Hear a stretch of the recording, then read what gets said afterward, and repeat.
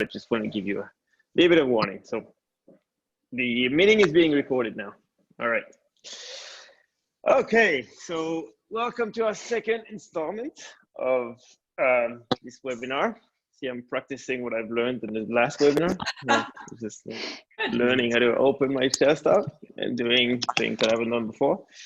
So today we are going to talk about how to address neck pain, and I believe that we had a couple of resources against it. I'm trying to find the page that we used. I posted it recently, so let me just click on this to be able to show it to everybody and share this. Yep, there it is. Boom. Okay. Hey, Nick. It's not here. Okay, so this is what we were talking about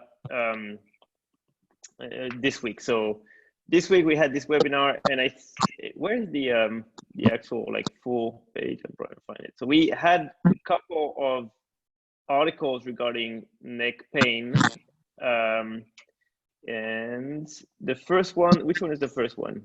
The text neck. One more. I can click on this, right? Yeah, you just. Yeah, there, everybody like here, right? Okay. So the first one is this one, or is the last, or the last one, whatever. The last one. Yeah. Hey, Nico, what's up? Somebody's at the beach.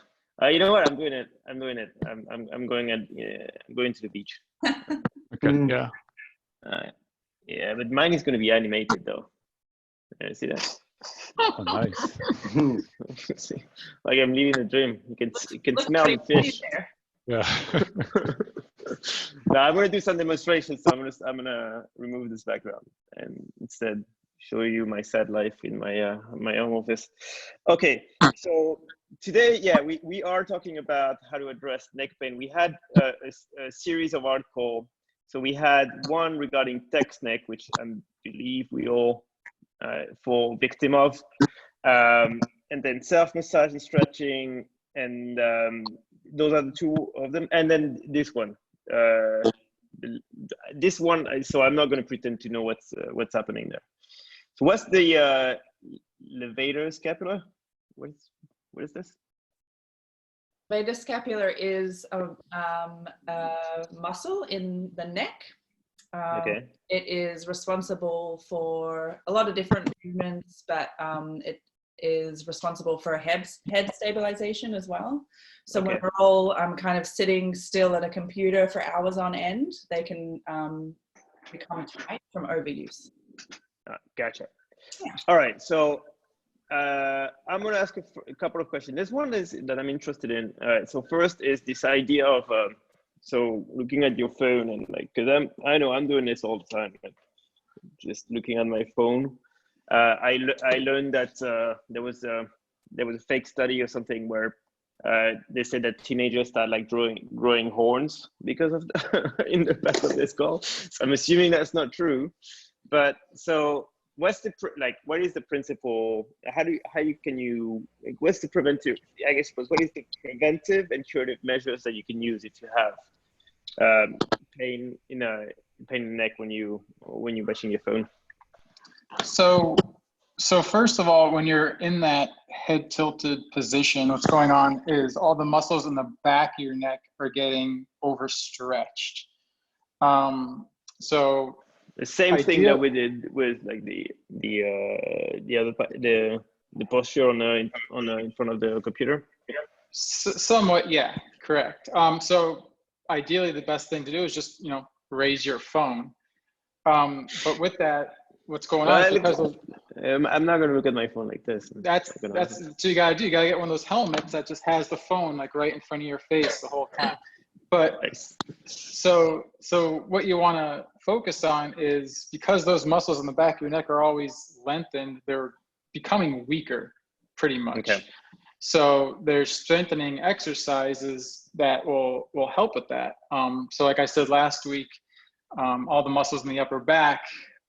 So like retraction with bands, anything that's going to bring your shoulder blades together, pinching your shoulder blades together, things like a locust pose, if you're familiar with yoga, things that are really going to help bring your back and neck more into that stable front alignment is what's going to help that. All right, so let's double click on this. So what did you say? You said you had using exercise bands and the locust pose? So if you have a resistance band.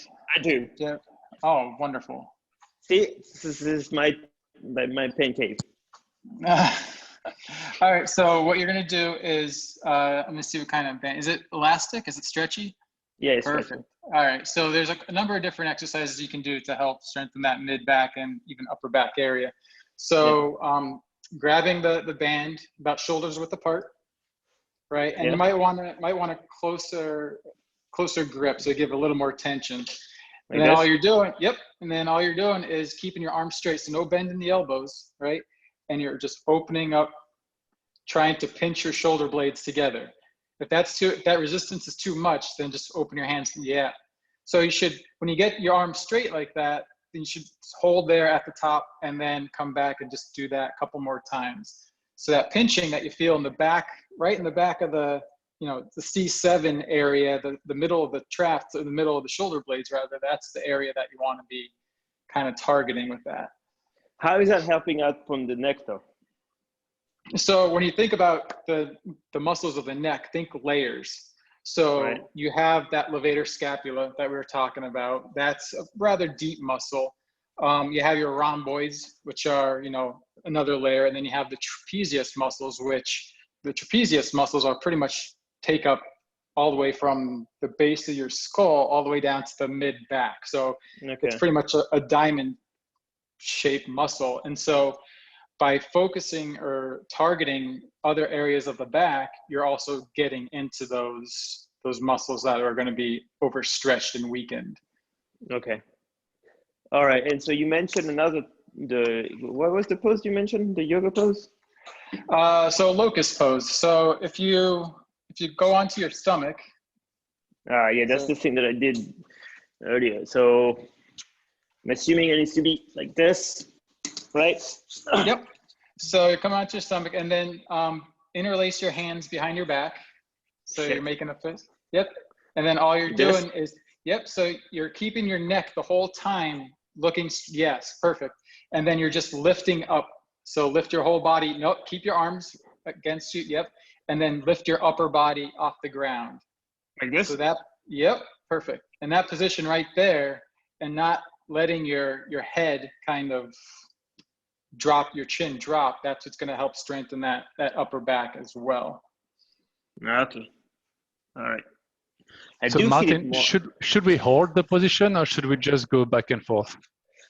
So position like what he was just doing with a locust pose, that's something that you can hold for, about 6 to 10 seconds. Okay. So I thought you was going to say 10 minutes. I'm like, yeah, me too. I was like, what? Yeah. All right. Okay. All right. So 6 to 10 seconds, and like how many times? So about 3 rounds. 3 rounds. Okay. Yeah. And so I'm still confused. I mean, I get it that it's layering, but I feel like, let's say, if I don't sleep well often enough, I would, let's say I have how do you say this in English? Torticollis. How do you say this? No, I'm asking him. Yeah, I don't know. So when you cannot turn your head in one direction, right? So like just rotational restricted rotation kind of. When you can't turn your head. Yeah. Yeah. So I often feel it here. Stiff neck. Yeah, like see if I have a stiff neck, so my first assumption would be that you would have to work on this part, but you saying that often enough, like the problem is probably lower.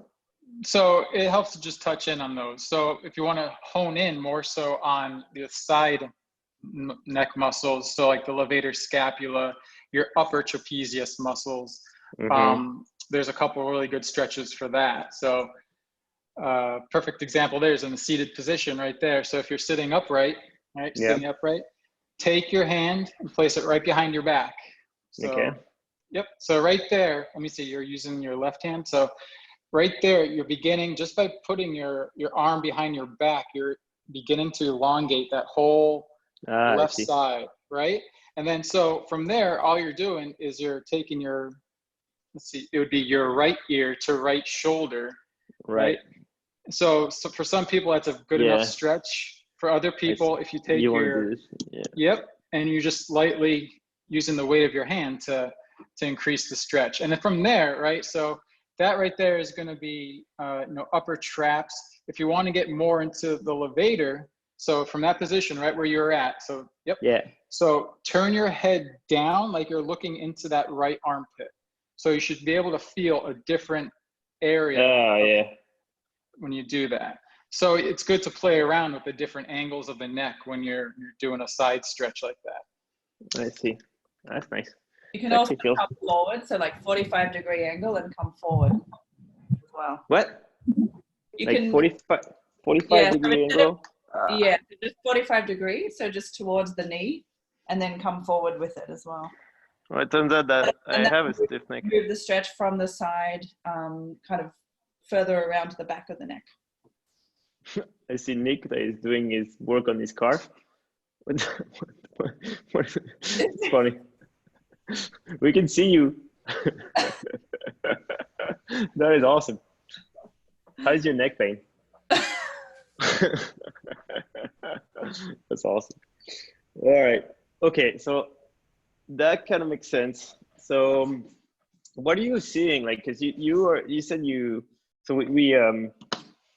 are you actually seeing some specific syndromes that are related to just looking at your, you know, tilting your head to look at your phone 24/7? Like, you have specific symptoms for that, or is this more like general kind of neck pain?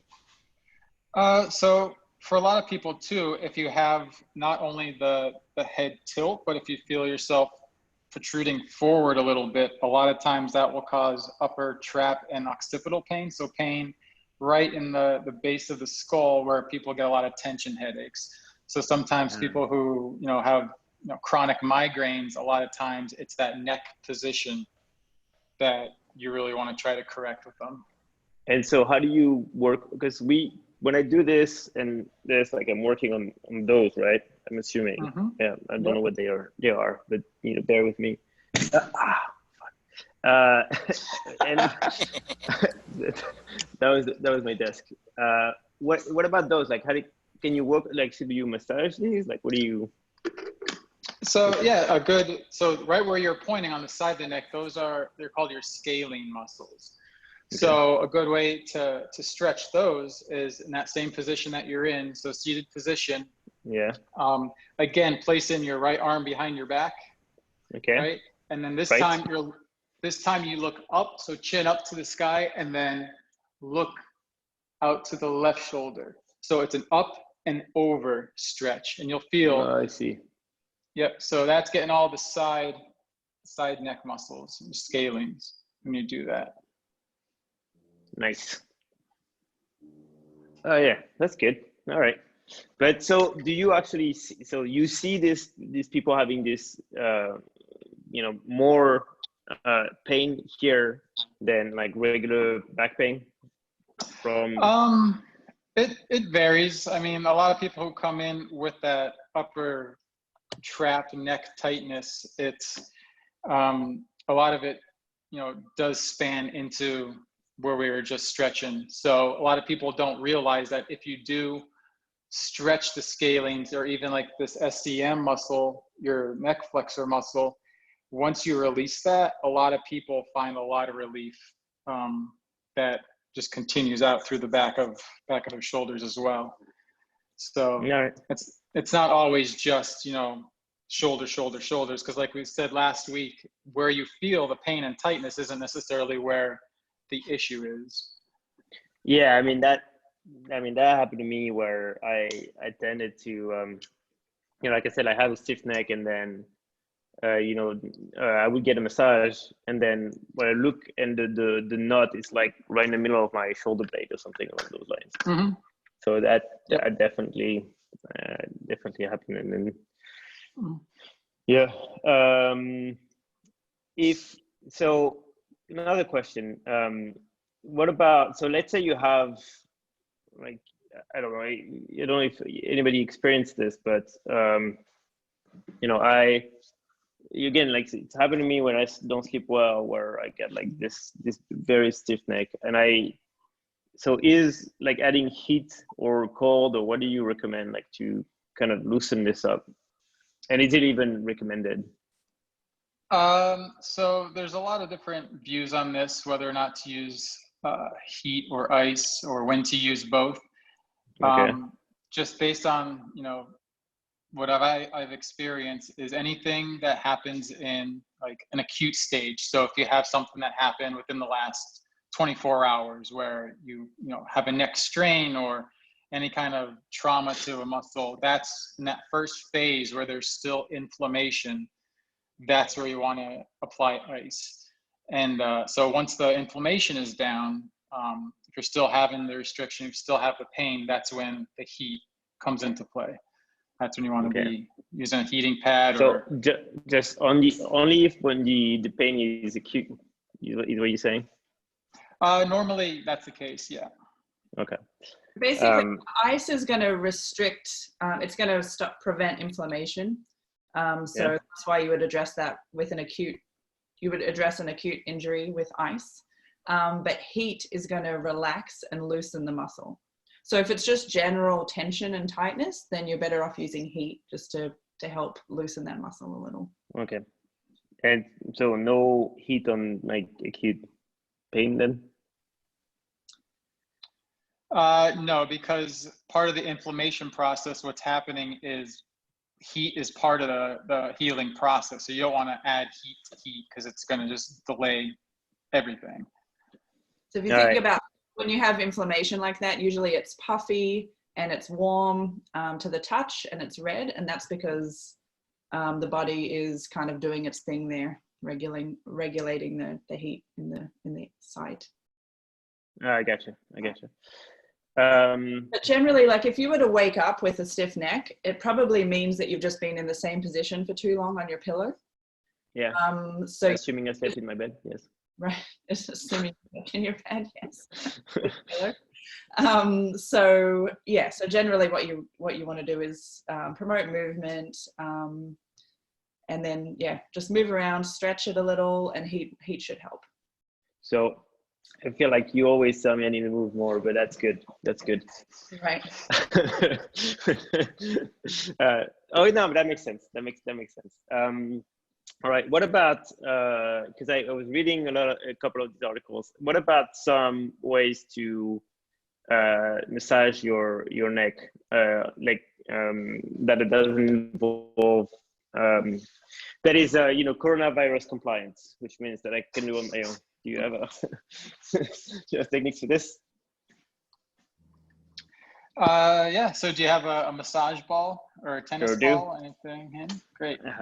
I have a deep recovery ball. So. Very nice. All right. So find a spot on the wall. On the wall. Yep. All right. I'll find a spot on the wall. And so, for example, that spot that you said that you always have in your shoulder blade, what you want to do is you want to put that ball right in between the shoulder blades and try to, it takes a little while to find it. So lean up against the wall, and then the more you walk your feet out, the more pressure is going to be going in. Yep. So it takes a while. When you find that tender spot, that's when you want to sink in and just. Yeah. All right. So from there, you can just hang out, hang out there for as long as you want, or you can also integrate some kind of arm movement. So depending on where the knot is, any kind of movement with the shoulder. So if you bring your arm up and down or bring your arm across your chest, usually that helps increase the release. Yeah. That's good. I mean, that's good if it's bad, like it hurts, but I'm always complaining, I suppose. Yeah, but I can definitely feel it. Okay.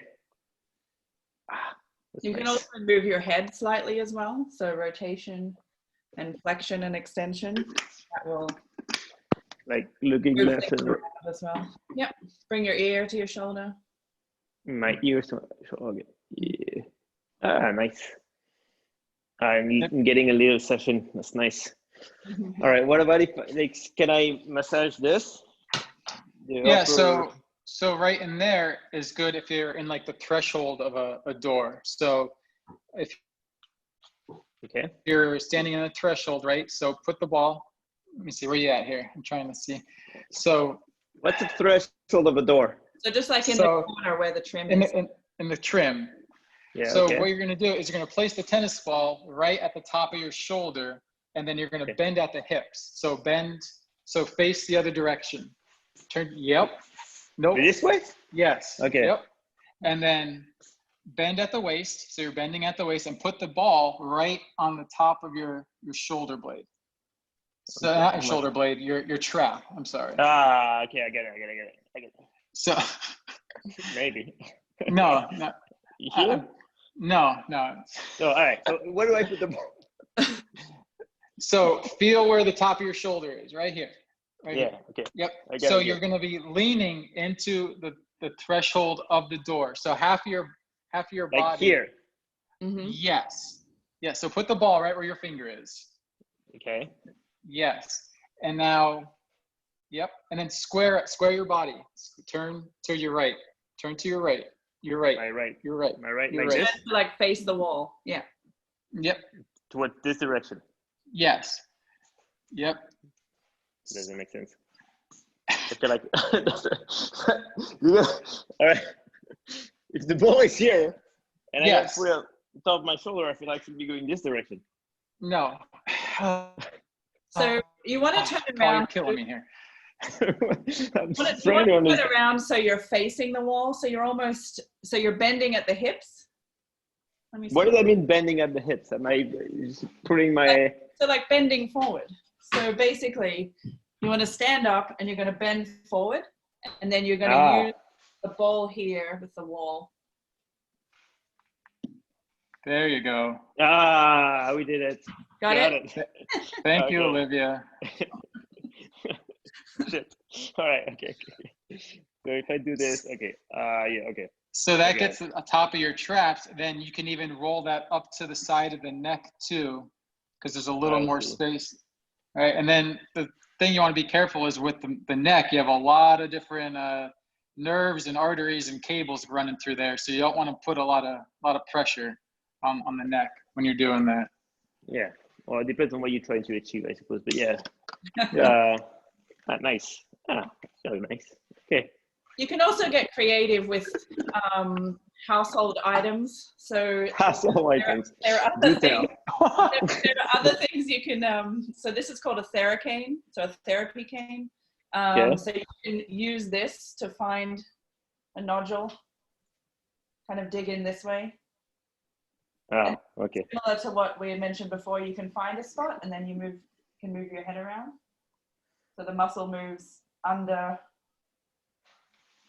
The muscle moves under the thing. But you could like find, use a wooden spoon or a spatula or whatever you have laying around. All right. A wooden spoon sounds good. Okay. But just doing this feels good. I feel like I have a knot here. Anyway, I should probably take care of myself a little bit more, I suppose. All right. And then I assume that, that kind of covers all of this. But I suppose for this, we're just massaging with our fingers, like for the one those muscles that are like the upper muscles. Yep. It's probably the best way to do it. Yep. So for the SCM muscle, a good way to do that is if you're laying on your back and you just lift your head up. As soon as you lift your head up, it sticks out. So you can actually get in there and actually grip onto your SCM muscle. So wrap it. So what? I'm laying on my back. Yep. And then what? So go ahead and just lift your head up. So you're gonna feel, right there. So that's a muscle. And you follow that all the way down to the top of your sternum. So right where your clavicle is. So it goes from right behind your ear all the way to the front of your collarbone. And you can grab a hold of that, and it feels good to just kind of self-massage and get in there with that. Yeah. That's pretty cool. I didn't know that. I mean, yeah, I didn't know that. That's pretty cool. What about the, so that would be remiss if I didn't ask about, what about this cat thing that I absolutely want to demonstrate to make a fool out of myself? I don't understand. Yeah. Why is this, how is this related to the back, to the neck? So are you talking about cat-cow pose? Yeah, the cat back stretch. Yep. So when you're doing that pose, so I'm gonna have to have you come into the position now, actually. To the fuck. I knew this was gonna happen. All right. So when you round your spine forward, so the point of that is to be able to tuck your chin in, right? So you're tucking your chin in, and that's what's strengthening the neck flexors, the internal neck flexors. So that, and then, okay. Yep. And then what you do is, yep. So arch your back, lift your chin up. So you're just getting that cervical spine moving back and forth. So when you come back up, when you come back in, yep. So when you do that, you really want to try to tuck the chin in, round the back, and then arch the back, arch the tailbone, and lift your head up. So you're just getting mobility into the whole spine. So that's not only just for your neck, that's getting the whole spine from the neck all the way down to the tailbone. Yeah, but okay, I didn't realize that my assumption was it was more related to the rest of the back than the neck itself, but you're right. I mean, it does some of it. What about treating the whole spine, including the cervical spine? Yeah. What about like moving your head around, like? And should I try to crack it? Is it bad if I try to crack this? It feels good, kind of like, you know, when you hey, if it feels good, do it, man. It's a good idea. No, it's I'm joking, but is this bad if like when you do this it start cracking and stuff? Like, what are you? It's just cartilage, right? What is does it matter? Well, your head is meant to move in all different directions like that. So if it gets to a point where it's restricted and the restriction causes a crack or a pop, that's a release. So it's a good thing. Okay. As long as you're not forcing it continuously over long periods of time for years, it shouldn't be a problem. What do you mean continuously? So you'll see a lot of individuals, they think that their neck is tight, so they'll grab their head and force it to adjust. You know, forcing it all the time when it doesn't need to be adjusted creates a lot of inflammation. I see. Right. And so what's the crack anyway? Is it something that's actually breaking? Why do I hear it? So it's nitrous bubbles, apparently. What? It's bubbles of like some gas that build up in the joints. As far as I've read, they're pretty much air pockets. Nitrogen. Interesting. Wow. I thought it was actually something cracking. That's interesting. Seriously? Air bubbles? That's awesome. I didn't know that. Okay. So I shouldn't be worried if it cracks. Good. But not doing too much is what I heard. If there's pain involved in you adjusting it, you probably shouldn't keep adjusting it like that. Okay. All right. That's a good rule of thumb. Good. I'm looking through the piece. So from your point of view, like what is the what's the most common type of pain, except for like Nicola was mentioning the people that are pain in the neck? What's the most common type of pain that you're seeing when people come to see you? Pain that would be neck related. Well, I can only speak for myself, but it's usually the upper trap desk type chronic injuries that people have from, you know, that elevated shoulder, rounded chest, kind of sitting at a desk all day type of injury. Okay. Well, is that you? Like postural tension almost. It's like people are doing too much of the same thing for too long, and need to kind of counteract, kind of similar to what we were talking about last week. So counteract those positions that they're in all the time by opening up and strengthening the areas that are becoming overextended. Yeah, and we haven't really talked about strengthening. Like, do I need to go buy a neck machine to do sets of neck machine? Like, how do you strengthen the muscle? So did you want to screen share that levator scapular article? In there are some stretching exercises and some strengthening exercises. So the cat-cow that you did earlier, that's a strengthening exercise. Yep. Yep. When you're in the cat and your neck is flexed, you're strengthening the front of the neck and you're stretching the back of the neck. And then when you come up into the cow, you're doing the opposite. So you're strengthening the back and stretching the front. That's an example of a dynamic stretch for the neck. I remember when somebody at the gym told me back in the day, like they were doing like, you know, you only like this, right? You're on the bench. Let me show you. Does that make sense? Can you see the bench? Right. And they would do things like, you know, going here and just doing that like the whole time. Like for like, is this bad? Is this a bad idea? Looks painful. Yeah, they would do this over and over again. Now, but I'm joking, but I see people do that. Is it dumb? Like, is it dangerous? Like, should we not do that? It looks kind of on the dangerous side. Yeah, football players do that to prevent the whiplash that they get from getting tackled and stuff. And that's like basically the only use for really strengthening all those smaller muscles in the neck. Unless you want to have a beefy neck, like just for looks, right? Yeah, exactly. Like if you want to have like a really beefy neck, that's the way to do it. Okay. All right. But other than this, like normal people, we should not be doing that, right? You should just make sure that you're doing deliberate and controlled movements. So that didn't look very controlled, what you were doing on the bench there.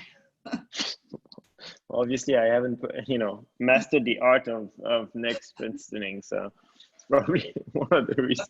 Beefing up your neck. Yeah, exactly. Okay, so we had, the cat is one, and then what? What do we have? What else do we have? Shrugs. Yep. Ooh, so like regular shoulder shrugs like this? Yeah, I suppose that does the shoulder.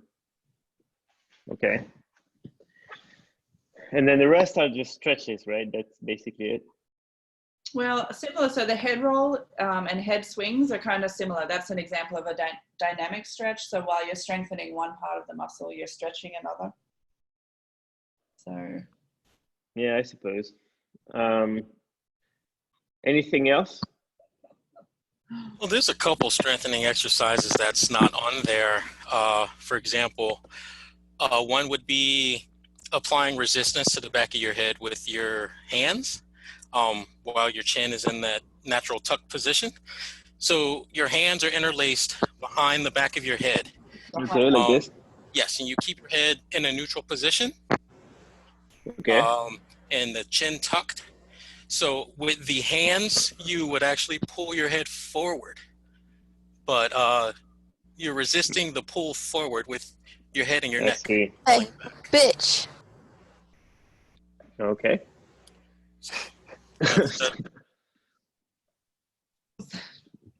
Yeah, gotcha. I don't know who is that, but that was fun. So yeah, like okay, so like this, and then kind of pulling back. Okay, so you're pulling with your hands, and then so you basically want to like push your head back but your hands are adding resistance to that. Ooh, there's a bunch of people joining. I'm not sure. So to counter that Kevin and Olivia were talking about too, is another one that you can do is resisted neck flexion. So coming into that same position, kind of making a fist with your hands and keeping your face, your gaze straight, and not allowing your fist to lift your chin up. So you're resisting neck flexion. So tucking that chin back. So giving yourself somewhat of a double chin, and then letting it push down into the tops of your knuckles while your knuckles are trying to lift your chin up. So that's going to strengthen the neck flexor muscles. Just. Mm-hmm. Yeah, that makes sense. Sorry, there's a bunch of guys, I don't know who they are. They joined. So Karen, I want to make sure that this is not just spammers that I need to remove. Because I had a weird fillet in my butt that I had to kick out. So yeah, I'm gonna remove those guys. All right. Okay. We're probably next time we probably gonna have to. Sorry about that. Yep. And there we go. A lot of people are Zoom busting meetings these days. We've had that at my organization. So. All right. Yeah, Well, I think Mo Lester was definitely a intrusion. Yes, that's right. So yeah. Sorry, I got a little bit sidetracked. I kicked everybody out. My bad. Yep. All right, good deal. So yeah, and anything else? So I get this, I get that, and then what? That's it. Like, what about?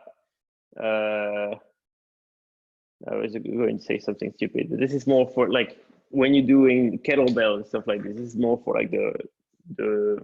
Is it the upper back? Is it like?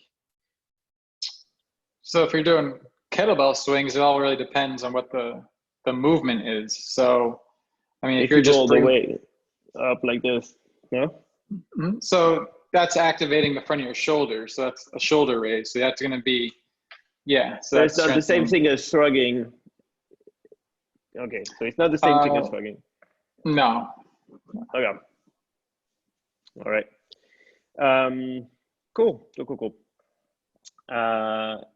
Anything that we forgot to address? What else is there? I mean, and this article is just on one muscle as well. The levator scapula is just one of the many neck muscles. So there's actually another, if you go back to the main page, it shows the 4 different articles. Did I miss one? No, so just go up to the navigation again, the menu. If you just click on self-care series, so news and resources. Okay. And then self-care, yeah. And that shows the 4 articles that are there. Okay. So that's the one we're on. So if you go to self-massage and stretch for the upper back, chest, and neck. Yes. So that is a routine that you can do. It's a self-care routine with some stretches that addresses the upper back area, the chest area, and the neck as well. Okay, so let's go through this routine. I get a bunch of people that are coming. All right. We're gonna put a password, I guess. That's what we're gonna do. All right, let's go through the. Well, now it's out. Can you remove people? Can I make you make host? Yeah, I'm gonna make you host. So once you see people while I do my routine, you can kick people out. Okay. So what's the route? Sorry. Go ahead, Drew. So I was just going to say, we've, in our organization just today, the FBI advised not to put any Zoom contact information on your website. Put contact information, so contact one of you guys, Olivia or something, if you want to join, and then you would email the information but there's this phenomena going on. People are raiding Zoom calls and bombing I see it. that and now. it breaches your security for your organization, actually. That just came out by the FBI today. So yeah, well, good to know. Yes, it's a serious business. it's something, isn't it? Yeah. Yeah. So we're gonna close this meeting a little bit later. And what is okay? So we'll have to find ways around this. Anyway, so what's the routine? What were we talking? So can you drive me through it? So the first routine is the massage, is the rhomboid massage and trapezius massage. So yes, what are those? That is, Martin, do you have the? So that's you kind of already did that one. Yeah. So the routine, I'm just going through the motion of the routine itself. Jeez, guys. So I think the only thing that we didn't address, so basically it was taking the ball on the wall and it was starting with your rhomboids, which is the muscle between your shoulder blade and spine. And then it was coming up to your trapezius, which is where you had to do the weird bend into the corner of the wall. So this one, and then the one with the corner, like this. Okay. Hello? Yes. I think you want to kick Julian out, apparently. Okay. My neck hurts. I'm on. Oh gosh. I'm on Zoom security now. What did you say? He said his neck hurts. His neck hurts. That's funny. And then what's the other? So then you can continue, so you can move it around to the scalenes, which Martin had mentioned earlier as well.